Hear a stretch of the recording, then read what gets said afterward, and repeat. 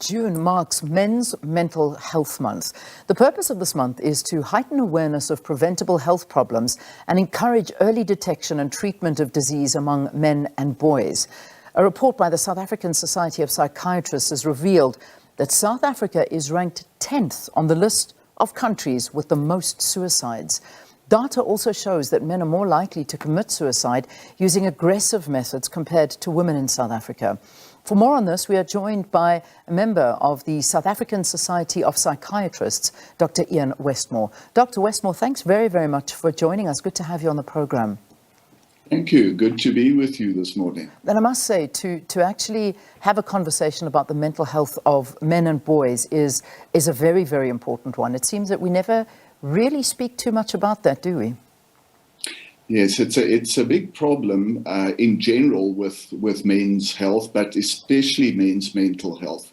And we know that women are far more likely to talk about their health, to go and see a doctor, and that men are often very slow in doing that. And the problem with mental health is, and specifically things like depression, is that people in general don't seek help quickly enough, but it's a big problem with men. And we think that this is the reason why the suicide rate in men is especially high, and it's much higher than the global average as well. Yeah. So let's get to the bottom of that. I mean, let's sort of start by talking about the state of the mental health of men in South Africa. When you say it's worse than the global average, what are we looking at? Well, the suicide rate is higher than the global average, and we think that that's because depression is not detected early enough. Because in most cases of suicide, there is an underlying depression. It's often associated with anxiety conditions as well. And the problem is that men are not getting the help that they should be getting because they have the stereotypical role.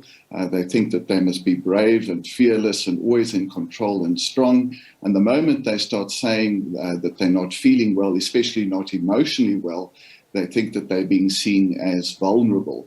And that translates then to this huge problem that we have, that depression is not being treated. We know that globally, about half of people with depression never get treated for their depression. Yeah. So the ones I'm seeing are the ones that are being treated and they have a better prognosis. It's the ones that are not being treated. And for men, it's because they don't talk about their emotions. Yeah, and that's the reality, is that, I mean, there's so many things you've brought up, but, you know, being a man and not, you know, admitting that there's a problem and I'm fine, I can get through this, it's not a big deal.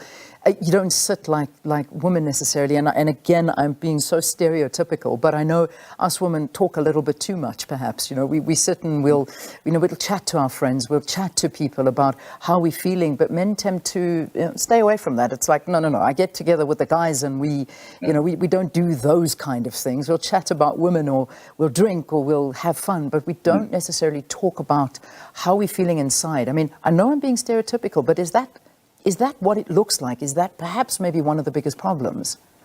Absolutely. And I want to say that this is something that we see across all cultural groups, that there's this expectation that men must not talk about their emotions. Men will typically often display behavior that shows that they're battling. So they'll become irritable and aggressive or withdrawn.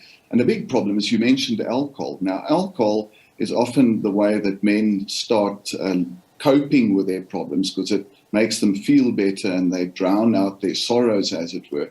But actually, alcohol is one of the major reasons why men are so successful in successful suicide, because alcohol gives you that Dutch courage and you just go over the edge and it makes you much more impulsive. So for men, they self-medicate with alcohol because they don't have the emotional vocabulary to discuss their feelings with their friends.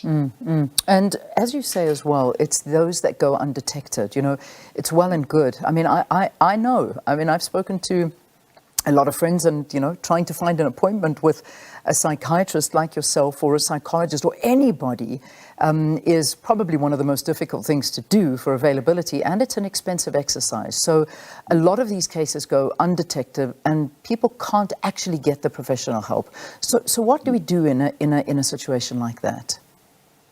I think two things are important. The first stop should be your GP, because your GP is trained to detect depression and should be able to treat uncomplicated depression. We should be seeing the more complicated cases.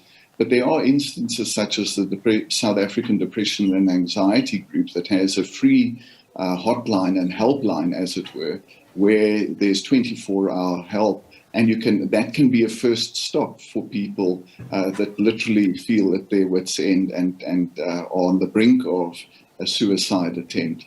And they can contact that. I don't know if I can give you the number. Please, that's what I want to get from you, is just some numbers and advice. Yeah, it's 0800 121 314, or they can send an SMS to 32312. And there is a trained counselor available that knows how to pick up these things and will be able to point the person in the right direction. All right, just as I wrap this up, because we need to get to a judgment, we have a small block on the corner of our screen there where the judgment for the, now suspended, public protector, Busisiwe Mkhwebane, it's taking place. So we'll take that live in a sec. But I think what's very, very important, doctor, as I let you go, what do we look out for? I mean, what are those signs and symptoms if people can get involved straight away and make sure that they get help before we get something like a suicide, because we don't want to ever see those things happen? I think we need to remember that men typically don't talk about suicide, so they're not going to tell you. What you need to look out for is behavioral changes, such as anxiety, irritability, but the two major symptoms of depression are a depressed mood, which we all experience from time to time, but if it is present for at least 2 weeks on end for most of the day. And the second most important symptom is if you can't enjoy things that you used to enjoy most of the time for at least 2 weeks. And then if it's accompanied with changes in sleep, changes in appetite, and in libido, sexual drive, that's an indication that this is not just a normal mood change, but that it's actually a clinical depression. Let's leave it there for this morning. We thank you so very, very much for joining us.